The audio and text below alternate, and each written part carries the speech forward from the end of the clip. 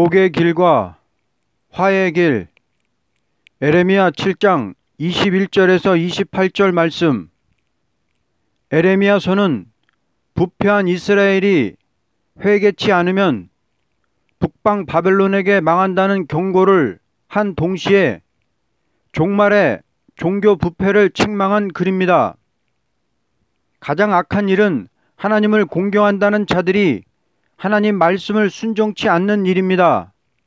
왜냐하면 하나님의 국률하심을 받고도 짐짓 그 말씀을 순종치 않는 일이기 때문입니다. 하나님을 모르는 이방인보다도 하나님을 안다는 백성이 그 말씀을 순종치 않을 때 이것은 짐짓 하나님을 대적하는 일이니 하나님은 그들을 용서할 수가 없다는 것입니다. 우리는 하나님의 백성된 것이 축복이 아니오 복의 길을 가느냐 화의 길을 가느냐 하는 것이 큰 문제가 될 것입니다. 이제 복의 길과 화의 길에 대하여 다음과 같이 본문으로 증거합니다.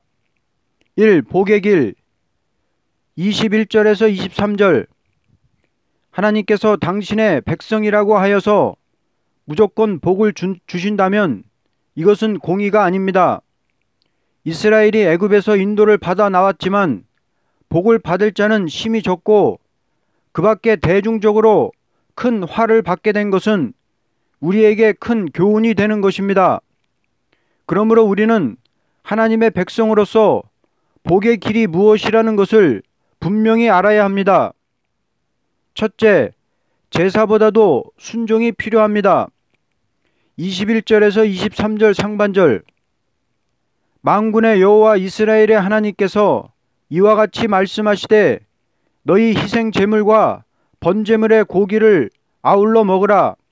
사실은 내가 너희 조상들을 애굽 땅에서 인도하여 낸 날에 번제나 희생에 대하여 말하지 아니하며 명령하지 아니하고 오직 내가 이것을 그들에게 명령하여 이르기를 너희는 내 목소리를 들으라. 하나님께서는 제사를 드리는 것보다도 순종하는 자의 하나님이 되신다고 하셨습니다. 왜냐하면 아무리 제사를 드려도 순종치 않으면 하나님은 역사할 수가 없기 때문입니다. 하나님께서는 언제나 명령을 내려 그 명령을 순종하는 자에게 역사하십니다. 제사라는 것은 순종하기 위한 목적에서 드리는 것이니 제사를 드리고도 순종치 않는다면 제사의 본의를 떠났기 때문에 복을 받을 수가 없다는 것입니다. 희생의 제물이라는 것은 부족한 인생이 하나님께 순종하겠다는 것으로 드리는 것인데 순종이 없다면 하나님께서는 그 제사를 받을 필요가 없게 됩니다. 아무리 독생자가 십자가에 죽어서 희생의 제물이 되었다 하여도 순종치 않는 자에게는 예수님의 십자가의 제사라는 것은 효과를 이루지 못하는 것입니다. 우리 주님의 십자가의 제사가 순종하는 자에게만 응답을 나리는 것은 죄를 위하여 죽은 십자가이기 때문입니다.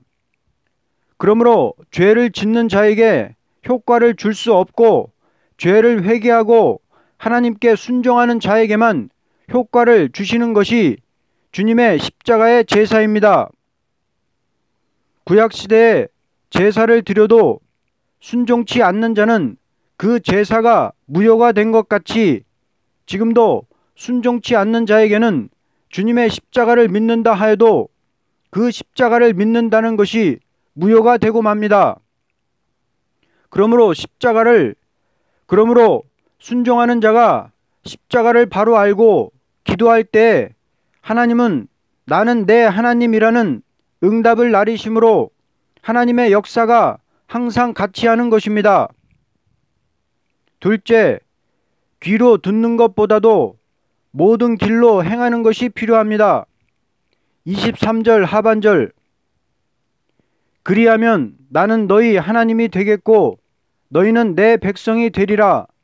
너희는 내가 명령한 모든 길로 걸어가라. 그리하면 복을 받으리라 하였으나 말씀을 듣고라도 그 길로 행치 아니하면 들은 것이 무효가 될 것이로되 듣고서 그 길로 행할 때에 하나님께서는 말씀대로 복을 주시는 것입니다. 우리가 복을 받음으로 행한다는 것보다도 괴로워도 그 말씀대로 따라갈 때에 하나님은 말씀대로 따라오는 자를 절대로 보호하시고 복을 주시되 만족히 주시게 됩니다. 그러므로 우리가 복받는 길은 제사보다도 그 말씀을 듣고 그 길로 행하는 것입니다. 제사라는 것은 말씀대로 순종하겠다는 것이 제사라면 우리 성도의 생활은 말씀대로 따라가는 것이 생활이 됩니다. 하나님께서는 복을 백성에게 주시되 말씀대로 행하는 자에게 주는 것이 공의의 역사라는 것입니다. 만일 실천이 없어도 복을 준다면 하나님의 말씀이라는 것은 아무런 가치를 발휘하지 못하게 됩니다. 그러나 말씀을 듣고 그 말씀대로 행하는 자에게 복을 주시기 때문에 귀하다는 것입니다. 2. 화의 길 24절에서 28절. 하나님을 노엽게 하는 일은 하나님의 백성이라 하면서 그 말씀을 청종치 않는 일입니다.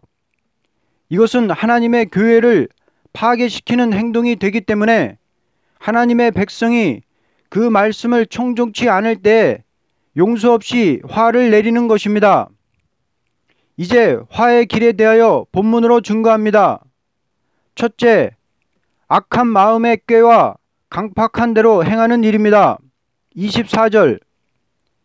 그들이 순종하지 아니하며 귀를 기울이지도 아니하고 자신들의 악한 마음의 꾀와 완악한 대로 행하여 그 등을 내게로 돌리고 그 얼굴을 향하지 아니하였으며. 하나님의 백성의 마음이 악해지는 것은 하나님의 말씀을 순종치 않을 때 하나님의 역사가 떠나가고 악한 마귀가 대신 들어와서 강하게 역사하기 때문입니다. 마귀에게 속한 사람보다도 하나님의 자녀가 마귀의 지배를 받게 되면 마귀가 더 강하게 마음에서 역사하기 때문에 옛날보다도 더 악한 사람이 되는 것입니다. 예를 든다면 군대가 자기의 영토보다도 남의 나라 영토를 점령하게 될 때 더 강하게 나가는 것과 같습니다. 마귀에 속한 사람에게는 마귀가 발악적인 행동을 하지 않아도 하나님의 백성이 말씀을 순종치 않을 때에는 마귀가 발악적인 행동을 하게 됩니다. 그러므로 말씀을 순종치 않는 백성은 악한 마음의 꾀와 강팍이 있게 되므로 하나님과 대적이 되는 행동을 하게 되는 것입니다.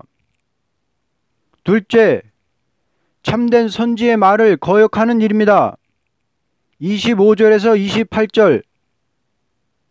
너희 조상들이 애굽 땅에서 나온 날부터 오늘까지 내가 내 종 선지자들을 너희에게 보내되 끊임없이 보내었으나 너희가 나에게 순종하지 아니하며 귀를 기울이지 아니하고 목을 굳게 하여 너희 조상보다도 악을 더 행하였느니라. 내가 그들에게 이 모든 말을 할지라도 그들이 너에게 순종하지 아니할 것이요 내가 그들을 불러도 그들이 내게 대답하지 아니하리니 너는 그들에게 말하기를 너희는 너희 하나님 여호와의 목소리를 순종하지 아니하며 교훈을 받지 아니하는 민족이라. 진실이 없어져 너희 입에서 끊어졌다 할지니라. 육적 이스라엘이 애굽에서 나올 때부터 바벨론에게 멸망할 때까지 참된 선지의 말을 듣지 않는 백성이었습니다. 거짓 선지의 말은 잘 들으면서도 참된 선지의 말을 듣지 않았기 때문에 멸망을 받은 것입니다. 이와 같이 만일 오늘의 교회가 거짓 목사의 말은 듣기를 좋아하고 참된 선지의 말은 듣기 싫어한다면 이것이 화를 받을 길입니다. 참된 선지는 하나님의 말씀을 듣든지 말든지 그대로 전하되 조금도 생명을 아끼지 않는 것이니 누구든지 참된 선지의 말을 순종치 않는 자는 큰 화를 받게 되는 것입니다. 아무리 하나님의 백성이라도 말씀을 순종치 않을 때 버리게 되는 것은 하나님은 말씀대로 심판하는 일이 없이는 마귀를 이길 수가 없기 때문입니다. 하나님께서 마귀를 들어쓰시는 것은 말씀대로 순종하고 따라오는 자에게 말씀대로 복을 주고 말씀대로 순종치 않고 따라오지 않는 자에게 말씀대로 화를 주므로 완전한 나라를 이루기 위한 것입니다. 이스라엘이 양의 피로 애굽에서 해방을 받은 것은 기독교가 세계에 전파되는 해방 운동을 뜻했고, 말씀에 순종치 않는 자를 원수의 나라에게 먹힘을 당하게 하고 순종하는 자로 원수를 이기고 예루살렘을 복구하게 한 것은 기독교 종말의 심판과 새 시대를 교훈한 것입니다. 결론적으로 영혼 구원은 죄 사함을 받는 데 있고, 하나님의 백성이 복을 받는 것과 화를 받는 것은 선지의 예언을 순종하고 순종하지 않는 데 있습니다.